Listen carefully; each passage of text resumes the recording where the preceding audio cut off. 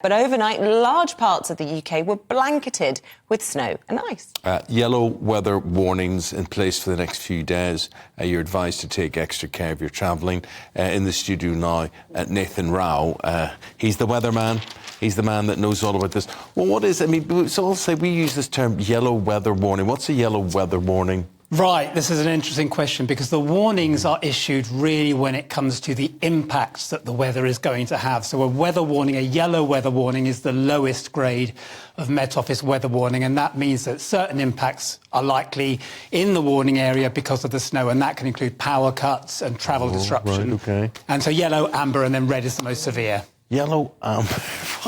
Why would you even do that? Why would you not just look at amber and green? Soon we'll be naming the snow, so yes, don't worry. That's right, we'll be naming the snowstorms. I think that's a terrific idea. I'd go for it. We'll start with Anna or Elsa from Frozen. Yes.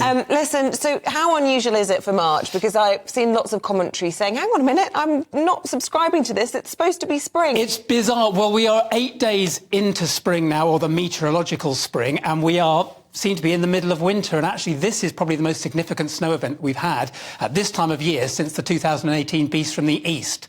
So if you remember in 2018 in February, suddenly when we were just about to go into spring, it's not unheard of, but it's unusual. If you think the last 4 years at this time of year, it's actually been quite mild. In terms of last year, we were talking about hot weather at this time of year and the previous years. But it's that thing about the British weather where we are in this cusp of where the weather can change on a hairpin, go from freezing cold or warm, and it's so unpredictable. So not unheard of, but unusual, and will have some impacts this week. Yeah.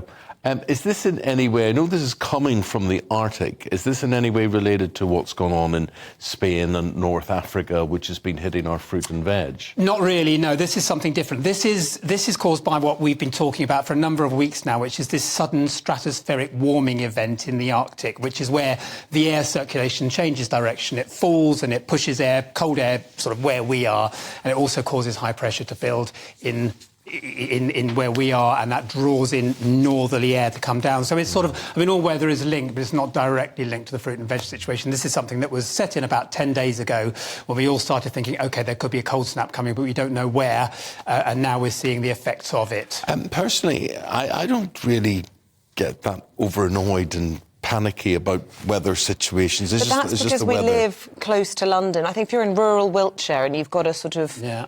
Oh. I just mean, you know, the fact it's March. Listen, I can remember it snowing at Easter. I can distinctly as a child remember eating my Easter eggs looking at snow. So, you know, things happen. But is it because we like the predictability? Do we get annoyed? Do we get sort of slightly freaked by this because this is not supposed to normally happen at this time of year? I think there's a mixture of things going on. First of all, on your point about Easter, you're more likely to get a white Easter than you are to get a white Christmas. Yes, that's a good There you go. So how many times have we talked about Christmas and is it snowing? You're more likely to see it at Easter than you are at Christmas. Oh, we're going to have a white Easter then. Don't know too early. Oh, come on. I can't quite say just yet.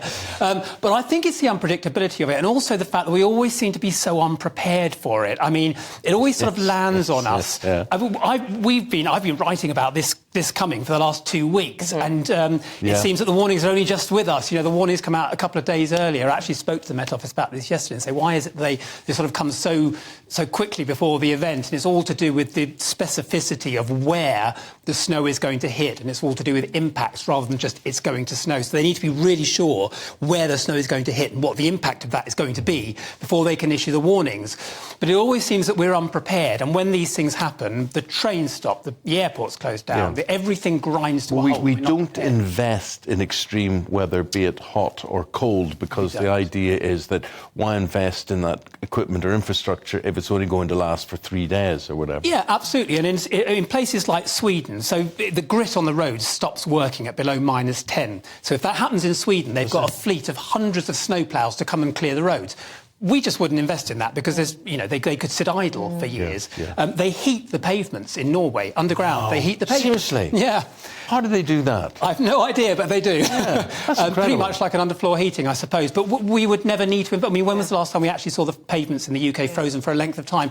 So it's a case of do we spend money on this or not? So, look, I'm just looking at the impacts. I think there's 80 schools closed in Scotland, and as you might expect when you've got a blast from the Arctic, places like Shetland, Aberdeenshire badly affected. But I'm also seeing Wiltshire Police this morning saying, please don't drive unless absolutely necessary. Heavy snow overnight there. Yes. So which areas have been worst affected? Right, now this is coming in two stages. Okay. Today and tomorrow it's going to be Scotland and sort of the coast of northern England, down northeast England, Yorkshire, Teesside, that sort of area, and the south, which is going to be, if you cut from South Wales across, just under the Midlands, downwards, that is where there's a snow warning in place today and tomorrow. So that includes the West Country, London, the South East, the home counties, Kent, East Sussex, all that sort of area. They are getting a weather warning for snow today and tomorrow, where there could be up to, I think, 10 inches or possibly more in very, very rural, exposed areas within that region. So this area that you've just mentioned, we are on the hit list today and tomorrow, and then it sort of moves to the north and becomes confined to the north later in the week and into the weekend. And then beyond then, there is also talk about this cold weather bedding in the north, but milder in the south. The problem with the milder weather in the south, when it comes in off the Atlantic laden with moisture and bumps into this cold air, it turns to snow. And that's what we're seeing at the moment. OK. I love Nathan, it's most fascinating talking to you because you're so enthusiastic. You relay the picture so well. I get it for you, Eamon. It's a joy to talk to you. Thank you.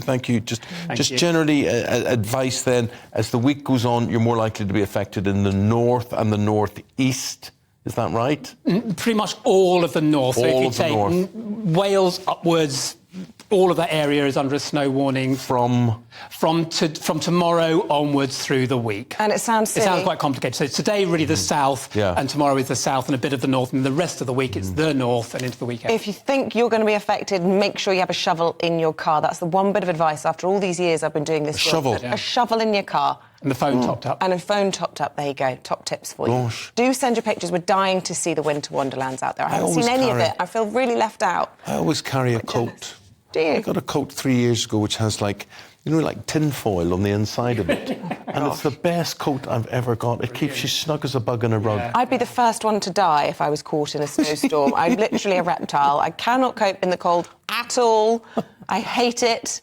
So you can be caught overnight. You can get caught on motorways overnight. So actually, if you are doing long distance travel, shovel, water, food, water, phone charged, blankets. There you go. I mean, like food for me would be like a Mars bar. Well, that's emergency supplies, yeah. Well, no, that would be like staple supplies, emergency supplies. You wouldn't eat a Mars bar normally, would you?